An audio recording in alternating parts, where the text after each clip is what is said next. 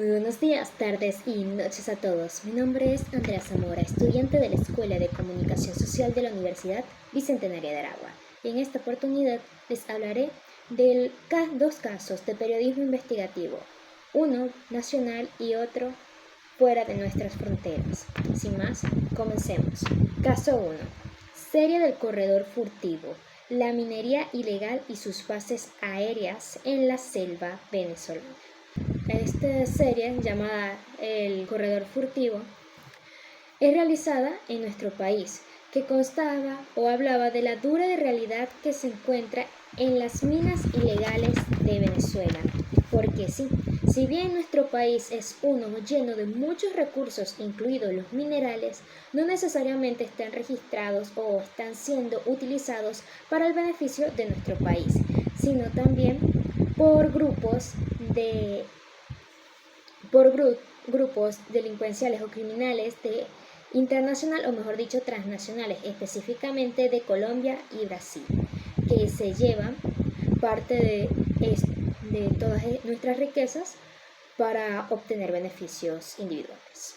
Esta investigación fue publicada en el año 2022 y tuvo casi un año completo de investigación, donde se descubrió que había muchas áreas siendo deforestadas, 42 pistas clandestinas, afectaciones y violencia a las poblaciones indígenas, incluyendo la falta de alimento y daño cultural y al individuo indígena, crimen organizado transfronterizo dentro de nuestras fronteras y amenazas sistemáticas a la población.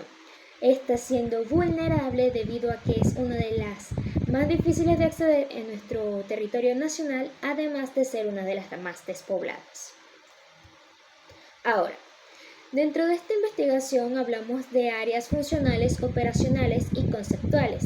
En este caso, la funcional, podemos hablar de la presentación de esta investigación que se hace por medio de una plataforma web, donde este artículo, específicamente el que habla de la minería ilegal que montó sus bases aéreas en la selva venezolana, habla de un artículo argumentativo lleno de muchos datos y documentos en una forma de pirámide invertida, es decir, que los datos más importantes están al inicio y los más específicos y detallados se encuentran casi al final de este artículo periodístico.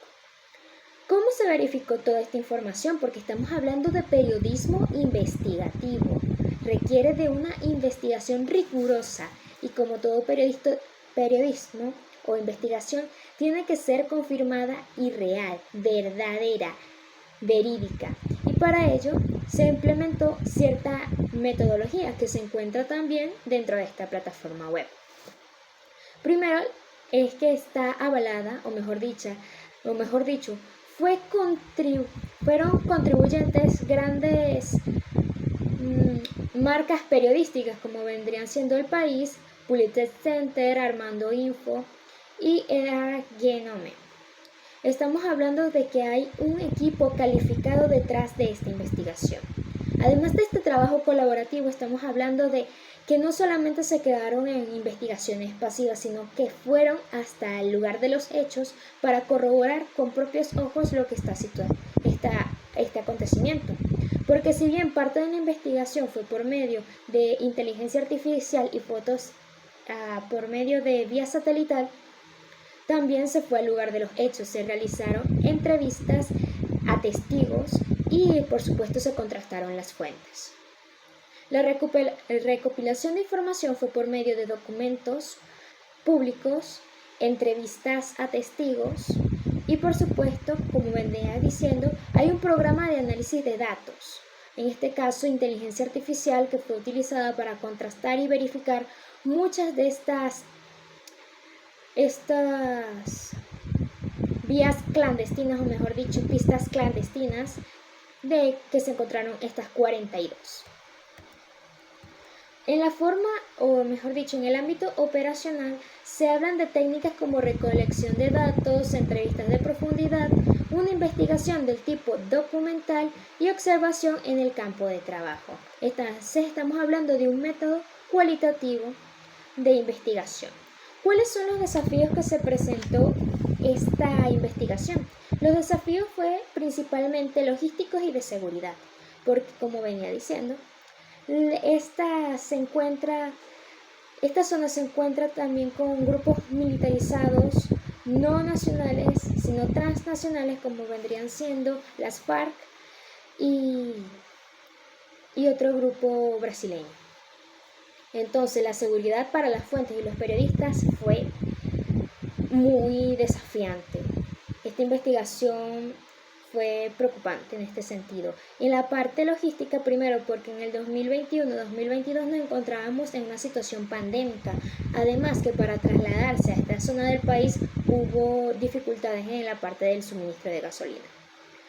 ¿Cómo se superaron estas situaciones? Bueno, con el uso de las tecnologías y la inteligencia artificial en ciertas partes de la investigación. Otra vendría siendo que a los periodistas se les rastreó con una aplicación llamada Live 360 y se utilizó Confluence para la realización de mensajes encriptados para evitar ciertas intervenciones a la hora de hacer la investigación. Además de esto, hablamos de que se realizó una evaluación de los riesgos y existió una preparación exhaustiva. Por último, la parte conceptual, hablamos de ciertas teorías y la realidad que se aplicó. En este caso, la ética sí se encontró, dado que hubo un contraste entre la realidad, un contraste entre los documentos y la realidad, lo tangible, los testimonios, los testigos, irse hasta esos campos. Ahora, profundidad y veracidad. Sí se profundizó la información al punto de que no estamos hablando solamente de un artículo investigativo, sino toda una serie que abarca todos estos campos. Acceso a la información.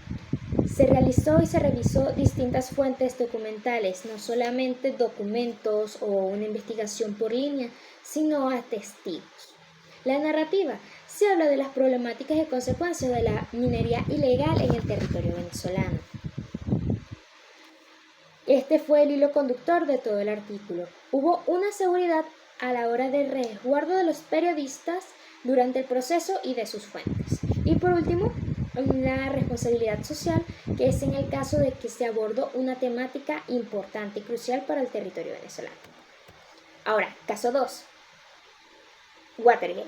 Lo que inició todo. ¿Por qué inició todo?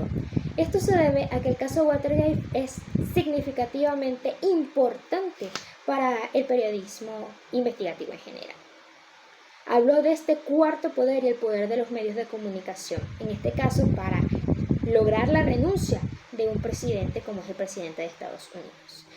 Esta investigación se publicó en el año 1970 por parte de los periodistas Woodward y Carl Bernstein. Esta es una investigación estadounidense.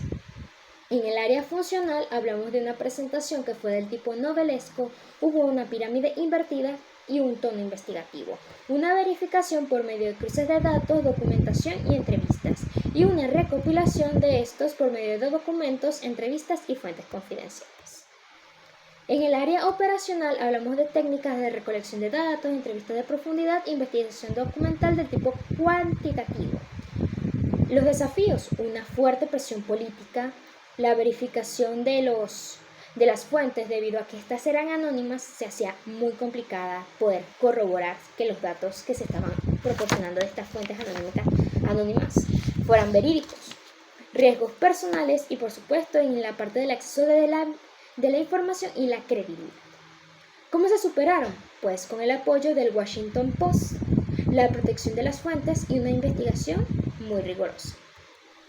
En la parte conceptual hablamos de, obviamente, contraste de fuentes y veracidad. Se profundizó al punto de hacer una serie de artículos, no es uno solo, fueron una serie de artículos de esta novela entre distintos participantes, distintos misterios que se fueron resolviendo. Acceso a la información, fue distintas fuentes, entrevistas y documentales, una narrativa del tipo novelística que fungía en este sentido, la seguridad con el resguardo de los periodistas y las fuentes y una responsabilidad social en el área de abordar esta temática importante para el pueblo estadounidense. Y sin más, me despido, les deseo un buen día.